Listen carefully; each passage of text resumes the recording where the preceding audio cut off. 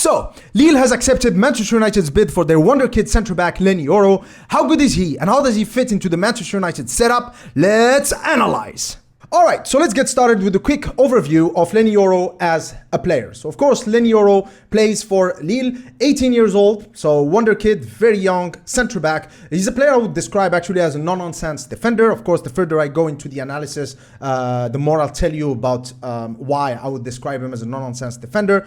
190 centimeters tall, so definitely not a slight frame. And here I've included his heat maps. So obviously, as you can see, this season he's played on the right. So he's actually a much more natural partner to Lisandro Martinez than someone like Branthwaite, for example, who has played throughout the season as a left-sided centre-back. So whereas Branthwaite would be someone who would compete with Lisandro Martinez and provide cover for him, Leny Yoro is someone who would slot in naturally as Lisandro Martinez's partner, therefore placing Leny Yoro, in my books at least, as a priority sign-in over someone like Branthwaite, okay? His strengths, positioning, great sense of positioning, which if you've been following this channel for a long time, is definitely something, a skill, an attribute that I rate highly, but it's also an attribute that is usually quite rare in teenagers, okay? Because usually this is developed later when the players are 25, 26, they've played 400, top flight games, etc. But Leny Yoro has it. His sense of positioning is impeccable.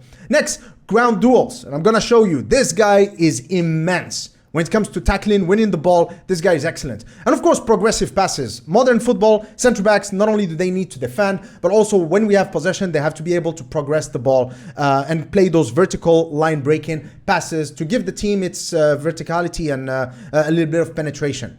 And then, of course, his weaknesses with all young players is that he's unproven. There's always a little bit of risk attached to young players. Are they going to be able to adapt to the system? Are they going to have the nerves to handle playing for a club like Manchester United? Can Leny Yoro adapt to living in a different country than, France? All of these are question marks, and it's normal. That's what you get with young players. For his injury risk assessment, I did not include it because, of course, he's only played this season. This season, he only missed one game because of injury, but of course, he didn't play enough, so it's not applicable.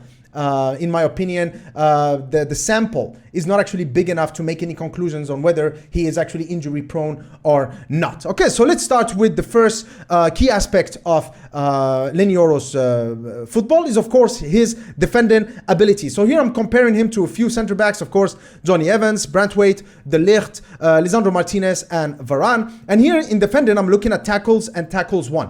One thing that angers me a lot whenever I look at football statistics, videos on YouTube, or posts on Twitter, is that a lot of people use tackles attempted or tackles completed, for example, as a gauge of whether this defender is a good defender or not. But actually, that's not a good metric. By just looking at tackles, that is not a good metric. Take, for example, Branthwaite here, who is at the top with 66 tackles. The things that Branthwaite plays for Everton, a team that concedes possession a lot to the opposition. So they're defenders. But Branthwaite, Tarkowski, they have a lot more defending to do than players like Yoro, for example, who play for Lille, who actually like to keep possession of the ball, or players who play for the top teams like Manchester United or Bayern Munich, like Lisandro Martinez and De Ligt, for example.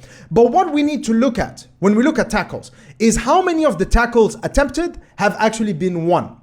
And that's what I did here with this graph. And these percentages right here is literally the success rate, the tackle success rate for each of these players. As you can see, Branthwaite at 48%, it's decent, okay, but it's not elite. Leny Yoro, on the other hand, has a success rate, tackle success rate of 69%. Of course, De Ligt at 80%, clearly a monster, but at 69%, he's above Evans, above Lisandro Martinez, and Rafael Varane. So Yoro here, 36 tackles, 125. So that means that when Yoro tackles 69, let's say 70% of the time, out of every 10 tackles that he executes, 7, he's going to win the ball. And those are very, very good defending numbers. So now let's see what he looks like on the pitch, okay? So with Yoro, one of the things that I like about him is, of course, his recovery speed. And that's due to his positioning, but also his athleticism, okay? So he's able to make up a lot of ground and be able to win the ball, even though the ball has been made as a through ball in behind the defensive line. For example, here against Strasbourg, I think probably the Strasbourg players should have done better with this, but still, Leny Yoro has got that pace, that ability to come in. Here again, sense of positioning. He's able to position himself in the right position, allowing him to make the interceptions.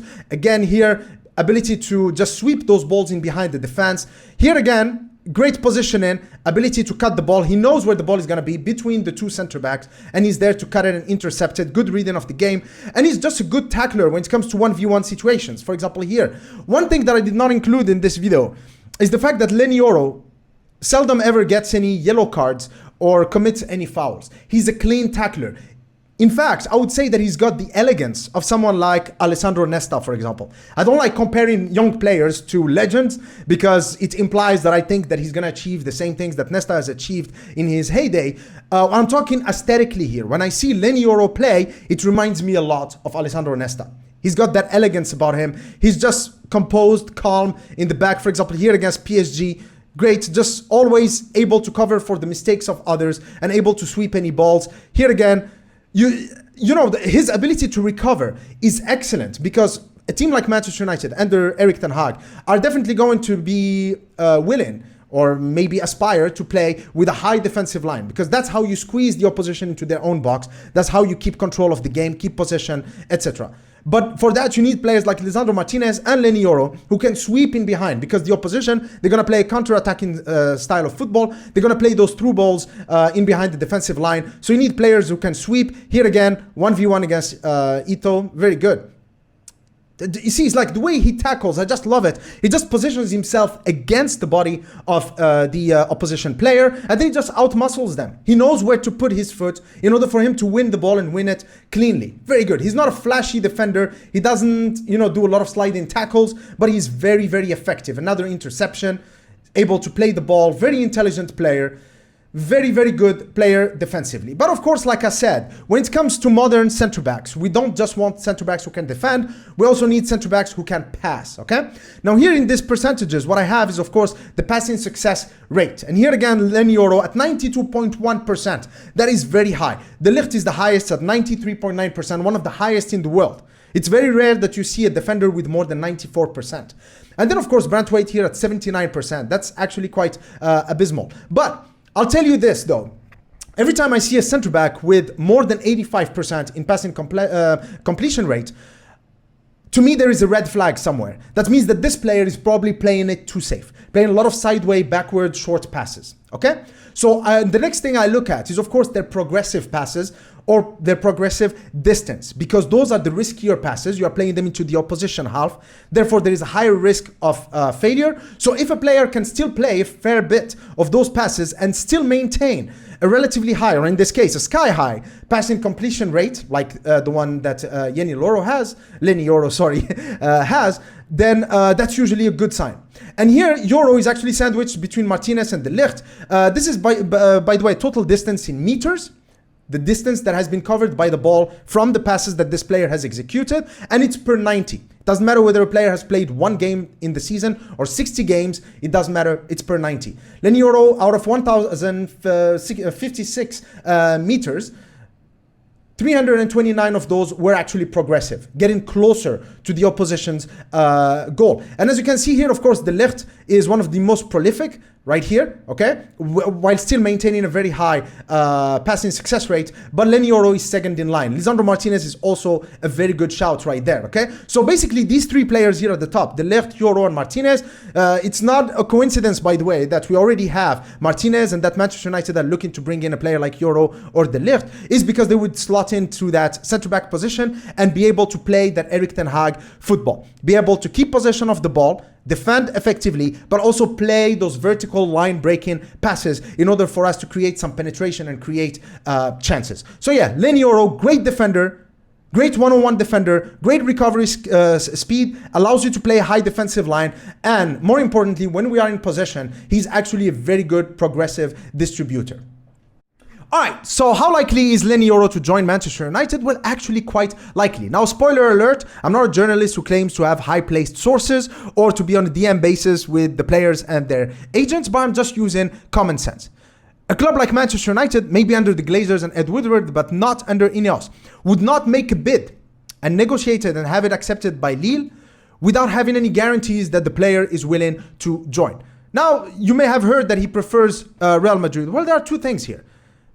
It's one thing if he said, I want Real Madrid and only Real Madrid. Well, then you'd be a fool to make a bid for this player, and I would trust people like Omar Berrada and Dan Ashworth would never make a bid for such a player. Why not bid for Mbappe while you're at it, right? No. But Leny Yoro says, well, I prefer Real Madrid. Manchester United and Real Madrid are both huge clubs, but if I had the choice, I would pick Real Madrid. But to be fair, every player in the world right now would pick Real Madrid. I mean, they are the greatest club in the world right now. If you want to win the Champions League, you go to Madrid. If you want to play in an amazing stadium, you go to Madrid. If you want to live in that Mediterranean lifestyle in one of the greatest European cities, you go to Madrid. I mean, that's just how it is, right? But Manchester United are still a big deal. And so if Lille can actually strike up a deal with Manchester United, I'm sure that Leny Yoro would have a decision to make, but the decision would not actually be highly unlikely that he's going to stay at Lille until Real Madrid get him for free next season. I don't think that's really likely. Would Real Madrid just up their bid to around 50, 60 million to the level where Manchester United are? That's probably more likely, but we'll see how it turns out. But I think that this, as far as transfers go, is actually extremely likely. And if we get him, like I said earlier in the video, in my opinion, much better than Brandtwaite, but also a much better fit because he can just slot in that right-sided centre-back, literally be a Varane replacement, and then play alongside Lisandro Martinez. Okay, exciting times to be a Manchester United transfer. If you want me to make videos on Brandtwaite, De Ligt, and Zerski, please make sure to let me know in the comment section below. Until next time, cheers.